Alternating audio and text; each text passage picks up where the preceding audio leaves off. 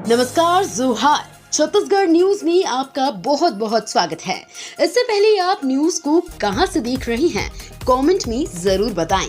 साथ ही चैनल को सब्सक्राइब करना बिल्कुल ना भूलें। चौथे का चरण का मतदान जारी। छत्तीसगढ़ की सीएम विष्णुदेव साय ने वोटर्स से मांगा भाजपा के लिए वोट। देश में लोकसभा चुनाव के 3 चरण पूर्ण हो चुके हैं, जबकि चौथे चरण के लिए मतदान जारी है। इस चरण में 10 राज्यों के 96 लोकसभा सीटों पर मतदान हो रहा है। छत्तीसगढ़ की सभी 11 सीटों पर मतदान हो चुके हैं। मुख्यमंत्री विष्णुदेव साय ने शेष राज्यों के आमजनों से मतदान में हिस्सा लेने की अपील की है। मुख्यमंत्री विष्णुदेव साय ने सोशल मीडिया प्लेटफॉर्म एक्स पर लिखा कि आपका एक वोट विकसित भारत के लिए। लोकसभा चुनाव के चौथे चरण के समस्त जागरूक मतदाताओं से भारतीय जनता पार्टी के पक्ष में मतदान करने का निवेदन करता हूं। भाजपा के संरक्षण में चल रहा है महादेव ऐप। सुशील आनंद का दावा, इस बार मोदी सरकार की विदाई तय। लोकसभा चुनाव को लेकर प्रदेश कांग्रेस मीडिया विभाग के अध्यक्ष सुशील आनंद शुक्ला ने कहा कि पूरे देश में स्थिति साफ है। उन्होंने कहा कि भारतीय जनता पार्टी और मोदी सरकार की विदाई तय हो गई है। उन्होंने आरोप लगाते हुए कहा कि 3 चरणों के बाद चौथे चरणों में जो रुझान आ रहे हैं वो स्पष्ट हो गया है कि देश की जनता अब मोदी सरकार से तौबा कर चुके हैं। सुशील आनंद शुक्ला ने दावा किया कि देश में इंडिया गठबंधन और कांग्रेस की सरकार बनने जा रही है। छत्तीसगढ़ के टॉपर्स बच्चों को मिलेंगे 2-2 लाख रुपए। छत्तीसगढ़ में 9 मई को 10वीं और 12वीं बोर्ड परीक्षा का रिजल्ट जारी कर दिया गया है। जिन छात्रों ने टॉप लिस्ट में जगह बनाई है उन्हें राज्य सरकार सम्मानित करेगी। देवांगन ने बताया कि उनके विभाग के द्वारा सभी 10 टॉपर्स को प्रोत्साहन राशि के रूप में 2-2 लाख रुपए का चेक प्रदान किया जाएगा। ये चेक उन्हें आचार संहिता के हटते ही दे दिया जाएगा। उन्होंने ये भी कहा कि इस राशि में 1 लाख रुपए उनके आगे की पढ़ाई के लिए होगा, वो तो वहीं 1 लाख 2 पहिया वाहन के लिए दिया जाएगा। छत्तीसगढ़ में 2 नक्सलियों ने किया आत्मसमर्पण। अब तक 180 नामी माओवादी सहित 801 ने किया सरेंडर। भाजपा सरकार आने के बाद लगातार नक्सल अभियान चलाया जा रहा है। सुरक्षा बलों के जवान लगातार नक्सली एरिया में माओवादियों का उत्पात कम करने का प्रयास कर रहे हैं। इसी कड़ी में दंतेवाड़ा पुलिस व सीआरपीएफ के वरिष्ठ अधिकारियों के मार्गदर्शन में चलाए जा रहे नक्सल उन्मूलन अभियान के तहत 2 नक्सलियों ने आत्मसमर्पण किया है। ये नक्सली बेजपाल पंचायत के DAKMS के सदस्य हैं। जानकारी के अनुसार लोन वारंट अभियान के तहत 2 माओवादियों ने दंतेवाड़ा पुलिस के सामने आत्मसमर्पण किया है। छत्तीसगढ़ के पूर्व सीएम भूपेश बघेल को कांग्रेस ने राजनांदगांव से मैदान में उतारा। लोकसभा चुनाव 2024 के लिए कांग्रेस ने छत्तीसगढ़ की राजनांदगांव लोकसभा सीट पर पूर्व मुख्यमंत्री भूपेश बघेल को चुनाव मैदान में उतारा है। कांग्रेस ने यहां से राज्य के पूर्व सीएम और दिग्गज नेता भूपेश बघेल चुनावी मैदान में उतारा है। उनका मुकाबला राष्ट्रीय स्वयंसेवक संघ की पृष्ठभूमि से आने वाले भाजपा के मौजूदा सांसद संतोष पांडे से है। छत्तीसगढ़ विधानसभा चुनाव 2023 में मिली करारी हार के बाद कांग्रेस के लिए लोकसभा चुनाव 2024 एक बड़ी चुनौती है। राजनांदगांव सीट से भूपेश बघेल को उतारने के पीछे कांग्रेस की पिछड़ा कार्ड खेलने की एक रणनीति है। छत्तीसगढ़ में फैला डायरिया, महिला की मौत। कवर्धा जिले में सहसपुर लोहारा ब्लॉक में डायरिया फैल गया है। डायरिया से पीड़ित एक बुजुर्ग महिला की मौत भी हो गई है। ये महिला लकवाग्रस्त भी थी। इसके अलावा गांव के 50 से ज्यादा लोगों की तबीयत बिगड़ गई है। इनमें कई लोगों को अस्पताल में भर्ती किया गया है। बताया जा रहा है कि कोयलारी गांव में कुएं का दूषित पानी पीने से सभी ग्रामीणों की तबीयत बिगड़ी है। इनमें से गांव की भाटापारा वार्ड 1 से 3 के रहवासी सबसे ज्यादा प्रभावित हुए हैं।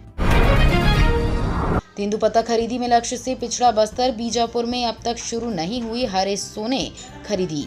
छत्तीसगढ़ के बस्तर में मौसम में आए बदलाव की वजह से तेज हवा के साथ झमाझम बारिश हो रही है। एक तरफ जहां बस्तर वासियों को बारिश से भीषण गर्मी और तेज धूप से राहत मिली है, वहीं दूसरी तरफ इस अंधड़ और बारिश के कारण छत्तीसगढ़ में हरा सोना कहे जाने वाले तेंदुपत्ता की खरीदी प्रभावित हो रही है। पाकिस्तान को बड़ा झटका। भारत और ईरान के बीच बड़ा करार। भारत ईरान के बीच चाबहार स्थित शाहिद बेहेश्ती पोर्ट टर्मिनल के संचालन को लेकर बड़ी डील हुई है। भारत के इस कूटनीति को पाकिस्तान के लिए बड़ा झटका माना जा रहा है। केंद्रीय बंदरगाह, जहाज रानी और जलमार्ग मंत्री सर्बानंद सोनोवाल ने कहा कि ये अनुबंध दीर्घकालिक भागीदारी की नींव रखी है। चाबहार भारत का निकटतम और उत्कृष्ट ईरानी बंदरगाह है। ये पहली बार है जब किसी विदेशी पोर्ट का मैनेजमेंट भारत करेगा। फर्जीवाड़े पर शिकंजा, राज्य में जमीन मकान बेचने के लिए देनी होगी गूगल लोकेशन। राज्य में जमीन मकान बेचने के दस्तावेजों में अब संपत्ति से संबंधित गूगल लोकेशन को अनिवार्य किया जाएगा। इसके लिए नगरीय प्रशासन विभाग, आवास एवं पर्यावरण विभाग और छत्तीसगढ़ भू संपदा विनियामक प्राधिकरण के सॉफ्टवेयर के साथ पंजीयन सॉफ्टवेयर के इंटीग्रेशन करने की तैयारी है। इनमें खरीदार और किसी अप्रूव्ड परियोजनाओं में खरीदी करते समय ये परीक्षण कर सकेगा कि उसे सही प्लॉट मिल रहा है या नहीं, जो प्लॉट वो खरीद रहा है वो नियम अनुसार वैध है या नहीं, कहीं ऐसा तो नहीं है कि वो कोई सार्वजनिक प्रयोजन की जगह है। नीट पीजी के लिए आवेदन प्रक्रिया पूरी 16 मई तक कर सकते हैं त्रुटि सुधार। National eligibility cum entrance test PG के लिए आवेदन प्रक्रिया पूरी हो चुकी है। आवेदन में हुई गलती को अभ्यर्थी 16 मई तक सुधार कर सकते हैं। आवेदन के नाम, राष्ट्रीयता, ईमेल और मोबाइल के अलावा किसी भी जानकारी को बदला जा सकता है। National board of education and medicine science की ओर से ये परीक्षा जून में आयोजित की जाएगी। इसके परिणाम 15 जुलाई को जारी होंगे। छत्तीसगढ़ में 3 दिनों तक आंधी, तूफान और बारिश का अलर्ट। छत्तीसगढ़ में मौसम का मिजाज बदला हुआ है। प्रदेश के करीब 23 जिलों में बारिश का अलर्ट जारी किया गया है। मौसम विभाग के अनुसार आने वाले 3 दिनों में छत्तीसगढ़ के अलग अलग इलाकों में तेज आंधी, तूफान के साथ ही बारिश का अलर्ट जारी किया गया है। प्रदेश में अलग अलग हिस्सों में हो रही बारिश से लोगों को गर्मी से राहत मिली है। वहीं तेज आंधी के चलते सड़कों पर पेड़ गिरे हैं। विवादित प्रकरणों में जल्द होगी सुनवाई। शहर में 1 जून से खुलेगा ट्रिब्यूनल दफ्तर। कारोबारियों के विवादित प्रकरणों की सुनवाई के लिए 1 जून से रायपुर में जीएसटी अपीलीय न्यायाधिकरण दफ्तर खुलेगा। विभागीय अधिकारी इसकी तैयारियों में जुटे हुए हैं। इसके लिए सिविल लाइन स्थित आयकर कार्यालय दफ्तर और नई राजधानी में स्थल चिन्हांकित किया गया है। वहीं अध्यक्ष, सदस्यों और कर्मचारियों के नियुक्ति की कवायद चल रही है। इसके बाद दूसरे चरण में बिलासपुर में इसे शुरू किया जाएगा। बताया जाता है कि आचार संहिता के समाप्त होते ही ट्रिब्यूनल का दफ्तर अपना काम शुरू कर देगा।